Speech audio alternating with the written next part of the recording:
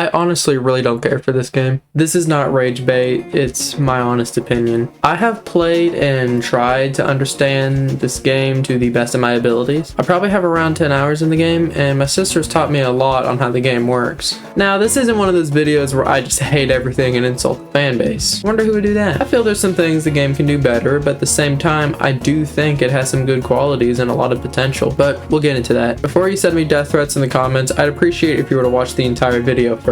Then you can dox me freely. I've played this game for a little bit of time. I really only played it because my sister asked me to, and if I'm being honest, that'll be the only times. Again, I've played for a while as I have one of the Christmas limited time characters, Rudy, so yeah, I've known this game for quite some time. I do want to say a couple of things. First, I will not talk about the fandom. Fandoms do not represent the quality of a game, nor represent the enjoyment of a game. If that were the case, every video game would suck. One last thing, no hate towards the people that like this game and play it, or the developers, or even the owner herself. If anything, I'm actually happy for Quelver. She's made a game that she loves and has a lot of passion for, and it's paid off with fame, constant in-game revenue, and merchandise. Not many get that opportunity. W Quelver, honestly. Now with that out of the way, let's start the video.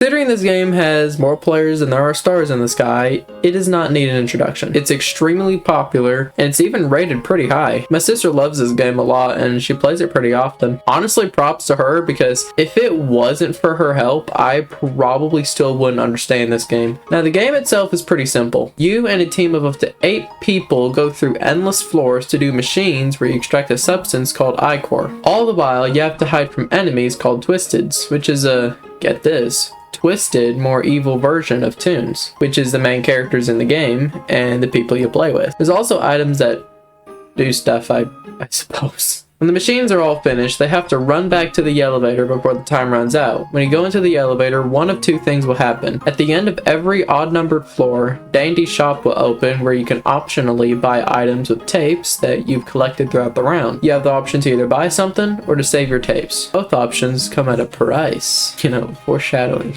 More on that later. At the end of each even-numbered floor, 3 cards will pop up with their own special buffs. The entire team has to vote on which one they will get, whether it be getting more stamina, health, random item, etc. This game has no end. It's an endless game. From my memory, there's only 2 twisteds each floor, but I think I heard somewhere that there's more twisted the more floors you go, and that sounds about right.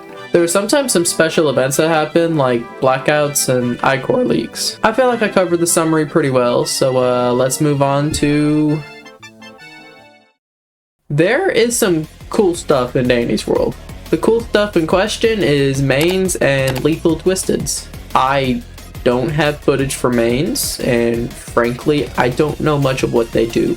But I do know that they're difficult and give effects to the player, like confused or pop-ups. You know, like entanglement, like Forsaken, like 1x from Forsaken. And they have pretty cool designs too, so yeah, it's cool. For lethals, I actually have gotten and beat both lethals. So the first and probably most popular lethal twisted in the game is Dandy himself. If you don't buy anything for multiple rounds, he gets really mad. And then he finally snaps and like, I don't know, just leaves. Anyways, you just do your machines as normal, there's nothing out of the order, oh my. So anyways, the reason they're called lethals? Oh yeah, they just straight up one-shot you.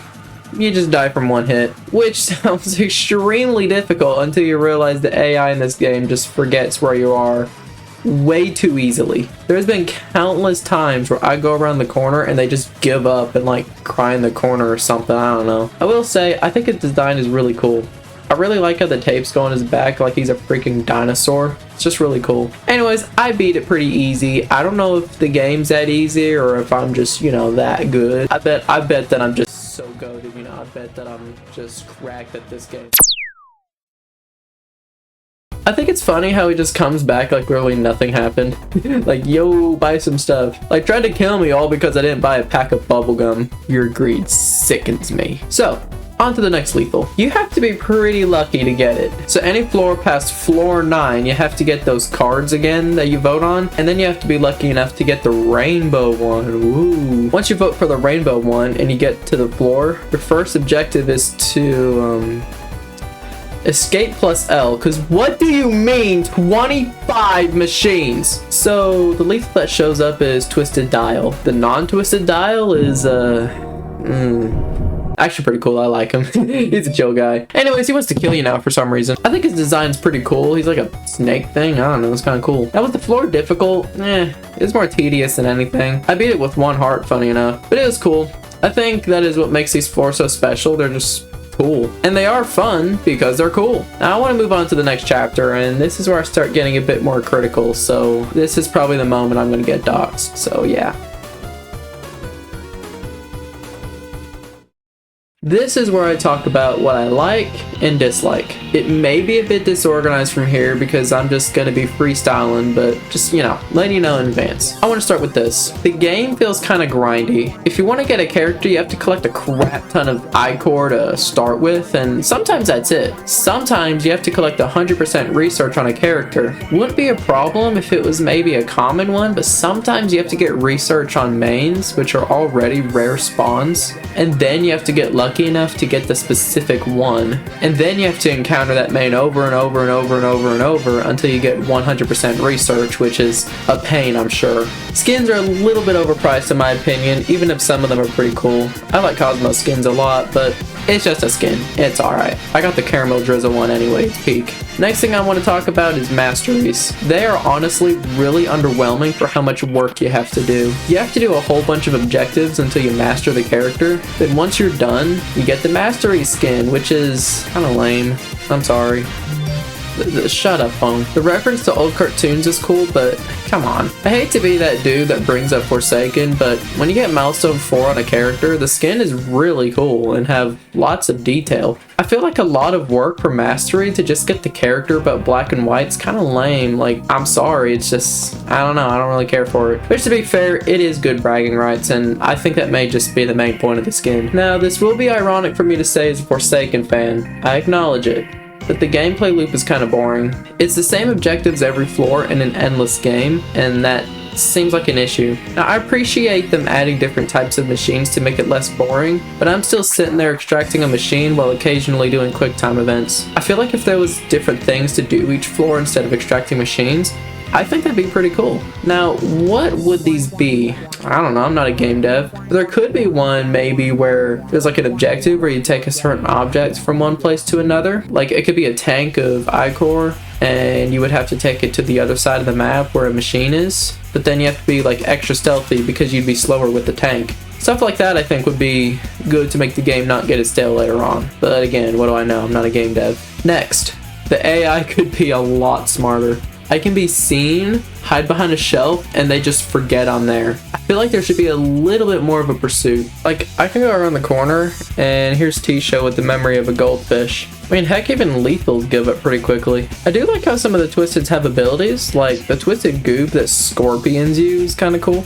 But some don't really have much, and that's just sad. I like how unique Twisted Roger and Connie are, where they change the whole playstyle on you and force you to be careful. And then there's these dudes that do like nothing. Now, this one isn't too serious, but I wish the game was a bit scarier, because as it stands, it isn't all that scary to me. I feel like some of the old concepts would be neat, or adding a bit more atmosphere or stress into being seen by a Twisted would be cool. I also feel like bumping the age rating to 9+, aka moderate, would be nice. You can actually get away with a lot for a 9+ game. Look at Outcome Memories and Pizza Game. They're pretty violent, but got a pass for just moderate, so it doesn't have to be 13+ if that's an issue. Now, that was less of complaints and more of just wishing. I really don't care if the theming stays the same. Now, I know I'm sounding a little bit too negative, so why don't I start being a bit more positive? This game does have a lot of potential.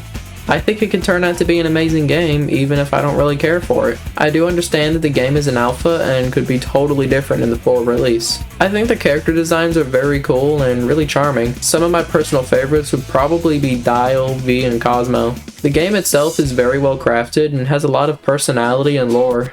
Honestly, I find the characters and lore more interesting than the game itself, believe it or not. I don't know why, I just want to point this out, but this game gives me serious Bendy and the Ink Machine vibes. All the ichor and messed up cartoon characters just gives me that feeling. I don't know, I just wanted to point that out because I can't be the only one thinking this, right? So even though I'm sounding like Mr. Negative over here, I will admit there's fun to be had. Again, I'll only play with my sister, and I still stand by the game being boring to me. I'd be lying if I said I never had fun in the game, but it was probably because I was playing with my sister, so maybe it's just one of those games where it's better with friends. I don't really know. I think the game has a lot of potential, but in its current state, I personally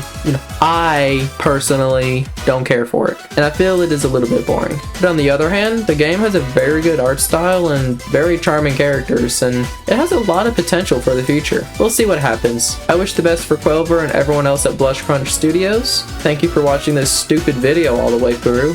Genuinely shocked her here. I want to say thanks to my sister Amy Sue's reviews. She was in the background gameplay, helped me with some of the info to write on this video, and overall just helped me just understand the game to begin with. This is Noah signing off. Take care.